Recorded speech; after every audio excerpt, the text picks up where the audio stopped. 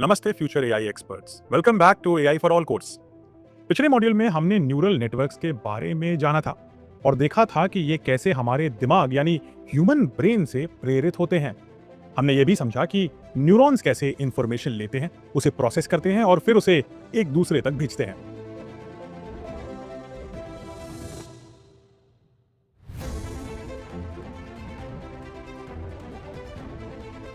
लेकिन आज हम इस प्रक्रिया को और गहराई से समझेंगे, खासकर आर्टिफिशियल न्यूरॉन्स के स्ट्रक्चर और उनकी फंक्शनिंग के बारे में। लेकिन इससे पहले हम एक बार फिर बायोलॉजिकल न्यूरॉन्स को अपनी ब्रेन लैब से वापस बुलाते हैं और उनकी काम करने की प्रक्रिया को फिर से दोहराते हैं।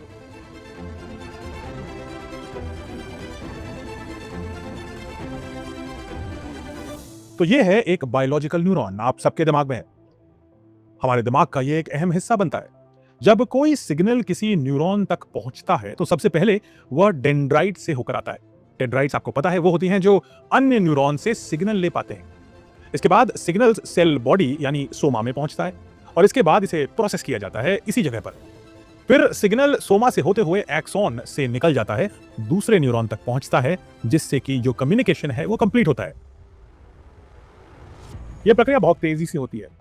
इसमें इलेक्ट्रिकल सिग्नल्स और केमिकल्स दोनों का काम है और यही तरीका है जिसके माध्यम से हमारा ब्रेन काम करता है। अब बात करते हैं आर्टिफिशियल न्यूरॉन्स की।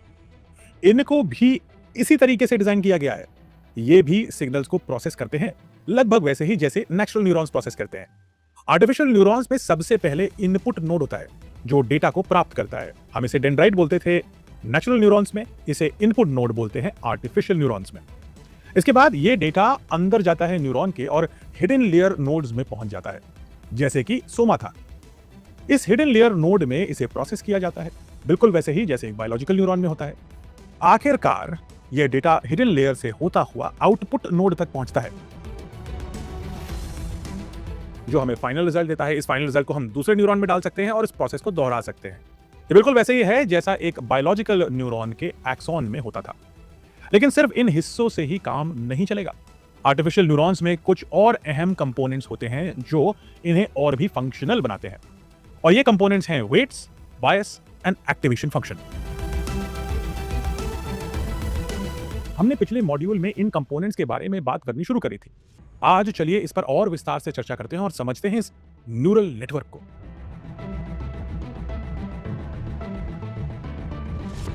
तो शुरू करते हैं वेट्स से। वेट्स आर्टिफिशियल न्यूरॉन का एक महत्वपूर्ण हिस्सा है। इसका काम यह तय करना है कि कौन सा इनपुट कितना महत्वपूर्ण है। जैसे बायोलॉजिकल न्यूरॉन्स में सिनेप्सिस होते हैं जो सिग्नल्स को एक न्यूरॉन से दूसरे न्यूरॉन तक भेजने का काम करते हैं, वैसे ही वेट्स आर्टिफिशियल न्यूरॉन्स के बीच का एक कनेक्शन है जो उनके बीच में काम करता है। जब कोई इनपुट आता है तो उस इनपुट का वेट यह तय करता है कि वो इनपुट कितना प्रभाव डालने वाला है हमारे आउटपुट पर। अगर कोई इनपुट ज्यादा महत्वपूर्ण है तो उसका वेट ज्यादा होगा और वह आउटपुट पर ज्यादा प्रभाव डालेगा। इसे एक एग्जांपल से समझते हैं। चलिए मान लेते हैं आप एक फ्रूट सैलेड बना रहे हैं। आपको फ्रूट सैलेड पसंद है। अब इस फ्रूट सैलेड में आप एप्पल्स यानी सेब, केला और संतरा यानी ऑरेंज डाल रहे हैं। अब जैसे हर फल का स्वाद अलग अलग और टेस्ट अलग अलग होता है, वैसे ही वेट्स तय करते हैं कि हम हर इनपुट यानी हर फल का कितना असर होने वाला है ओवरऑल सैलेड में। एप्पल्स में स्वीटनेस ज्यादा होती है, आपको पता है, तो ये आपकी फ्रूट सैलेड को ज्यादा मीठा बनाएगा। इसीलिए एप्पल्स का वेट थोड़ा ज्यादा कर देते हैं, सैलेड मीठा रहेगा। वहीं बनाना और ऑरेंज में स्वीटनेस एप्पल की तुलना में कम होती है, तो इनका वेट थोड़ा कम कर देते हैं। अब वेट्स का काम यह है कि हर फल के टेस्ट के हिसाब से इसका महत्व डिसाइड करना।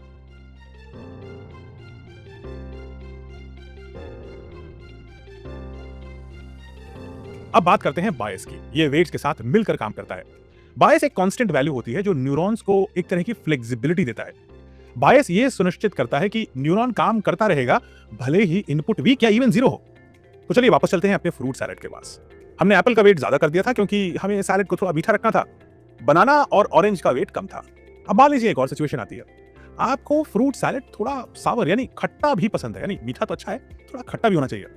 बायस हमेशा थोड़ी एक्स्ट्रा सावरनेस यानी खट्टापन ऐड करेगा। इसका मतलब यह है कि इस न्यूरल नेटवर्क में ऐसा बायस आएगा कि अगर संतरे में मिठास कम है तो भी थोड़ा सा संतरा ऐड कर दो। ये बायस इसमें डाल दिया जाएगा आपकी चॉइस को पूरा करने के लिए। अब इसका मतलब यह है कि सैलेड हमेशा आपका पसंदीदा खट्टा और मीठे लेवल पर रहेगा।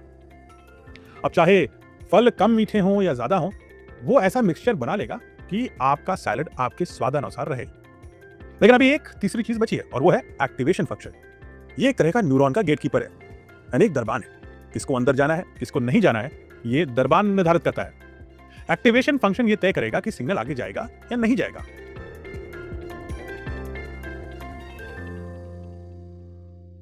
अब इसको उदाहरण में डालने के लिए इसी फ्रूट सैलड के एग्जांपल में मान लीजिए कि आपका एक्टिवेशन फंक्शन आपका जिम ट्रेनर या आपका डॉक्टर है। आप जिम जाने के शौकीन है और आपका जिम ट्रेनर पैनी निगाहों से ये देखता रहता है कि आप कितना खाना खा रहे हैं, किस क्वांटिटी में और किस मिक्सचर में है। आपके जिम ट्रेनर ने मान लीजिए ये डिसाइड किया है कि भाई आपको ना एक लेवल तक ही मीठा खाना है, यानी इस रेंज के बीच में ही मीठा खाना है, इसके ऊपर आप जाएंगे तो आपका वजन नहीं घटेगा। जब आपका सैलड आपका जिम ट्रेनर देखता है आपके खाने से जस्ट पहले, तो वो आपके सैलड को रिजेक्ट कर देता है, क्योंकि आपका जिम ट्रेनर कहता है ये सैलड ज्यादा मीठा है, इसे कम मीठा बनाया जाए। और इस प्रकार से एक्टिवेशन फंक्शन यानी जिम ट्रेनर आपका सैलड वापस भेज देता है। यानी सारा बायस और सारा वेट एक तरफ, अगर एक्टिवेशन फंक्शन ने डिसाइड किया कि सिग्नल आगे नहीं जाएगा यानी सैलड नहीं बनेगा, तो सैलड नहीं बनेगा।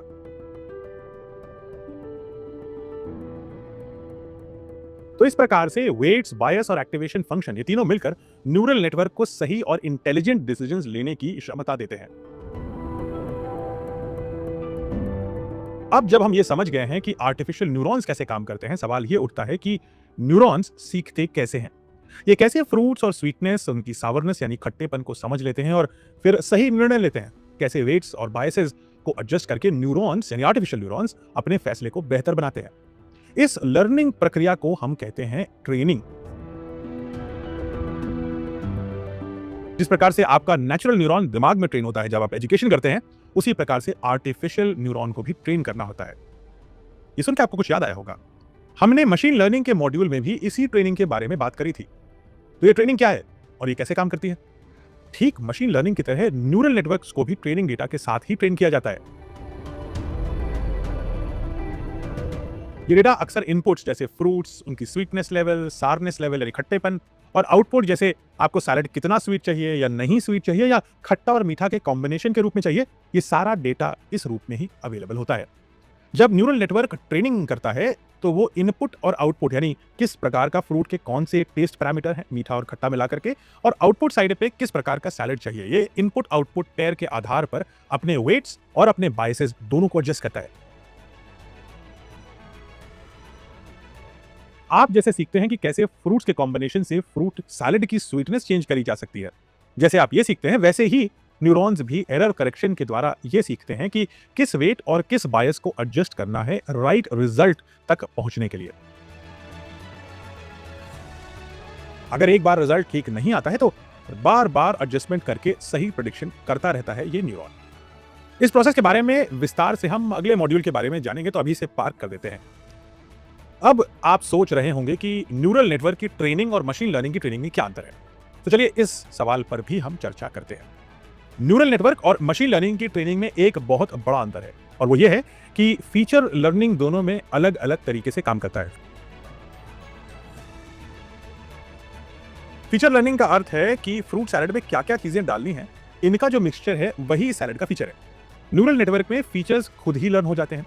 जैसे जब हम फ्रूट सैलड बना रहे होते हैं तो न्यूरल नेटवर्क्स ये सीखते रहते हैं कि कौन से इनपुट ज्यादा मीठे हैं और कौन से नहीं है।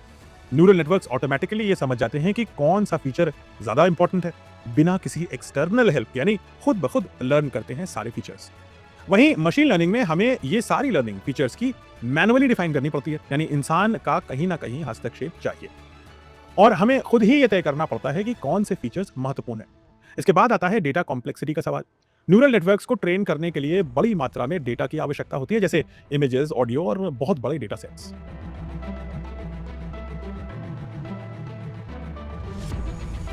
यह न्यूरल नेटवर्क मॉडल्स के लिए जरूरी है क्योंकि इन मॉडल्स को कॉम्प्लेक्स पैटर्न्स पहचानने के लिए कई डेटा पॉइंट्स की जरूरत होती है। लेकिन मशीन लर्निंग में कुछ इसका विपरीत होता है। मशीन लर्निंग छोटे डेटा सेट्स पर भी काम कर सकती है और मॉडल्स ज्यादा सिंपल होते हैं, जैसे लीनियर रिग्रेशन या डिसीजन ट्री, जो छोटे अमाउंट में अवेलेबल डेटा पर भी सही तरीके से काम कर सकते हैं, लेकिन इसमें मैनुअल इंटरवेंशन की आवश्यकता पड़ सकती है। तो भविष्य के फ्यूचर एक्सपर्ट्स, आज हमने यह देखा कि एक छोटा सा आर्टिफिशियल न्यूरॉन कैसे इंसानी दिमाग की जटिलता को डिजिटल दुनिया में दोहराने की कोशिश करता है। जैसे वेट्स, बायस और एक्टिवेशन फंक्शन मिलकर किसी साधारण सिग्नल को एक समझदार निर्णय में बदल सकते हैं। यह वही क्षण है जहां इंटेलिजेंस का भी जन्म होता है।